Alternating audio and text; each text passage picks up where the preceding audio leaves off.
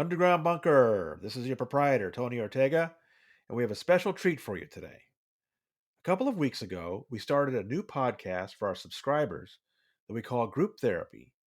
We've brought together four of our favorite Underground Bunker regulars: Andrea I. Betty Garner, Lynette Observer Wagoner, Phil Jones, and the enigmatic Pan. We spend an hour talking about the Scientology news of the week, and we have a lot of fun. This past week, however, I related some things I had learned while continuing to report on the SHELLY Miscavige situation.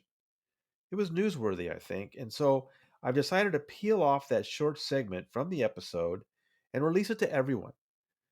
Here it is.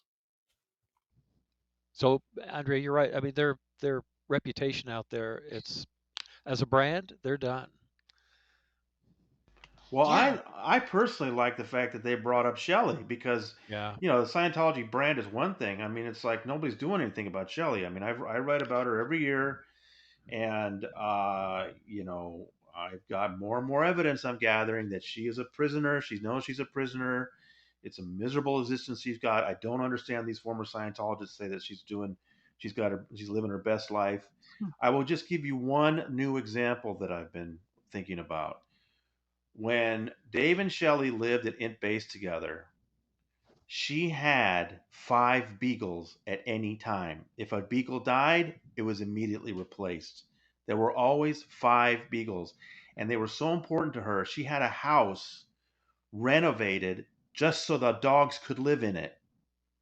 Okay, and that house on Sublet Road had a rose garden that connected to where Dave and Shelley lived. So these dogs had a run, they had a house, and Shelley always made sure there were at least 5. They were everything to her. In 2005, she vanishes from Int Base. For 17 years, she's been at this miserable little mountain compound in Lake Arrowhead. Oh, it's pretty. There's trees. Guess what they don't have at that small compound? No dogs. Yeah.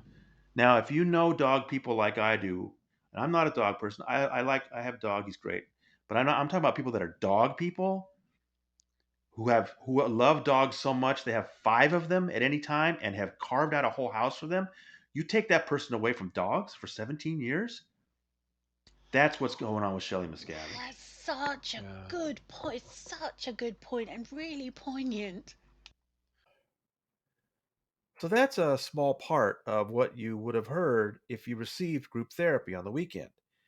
And we hope you consider subscribing to get future episodes and to support the work we do here at the Underground Bunker. As for that report on Shelley and the beagles she walked away from, they continued to be taken care of afterward at the Sublet Roadhouse after Shelley vanished in 2005. I recently spoke with a former base employee who told me that in 2008, 3 or 4 of the beagles were still living there, being taken care of by the same crew that had helped out Dave and Shelley with them. The information I have about the beagles and Sublet Roadhouse, which is no longer there, I've corroborated with several Int Base employees who worked there at the time. One of them told me this about Shelley. I'm sure she was devastated. She was crazy about animals and nature. She preferred animals to people. So, yeah, we don't think she's living her best life up at CST. But the challenge is finding out what she thinks about her situation, because as John Brousseau has said, Dave will keep her there until she dies.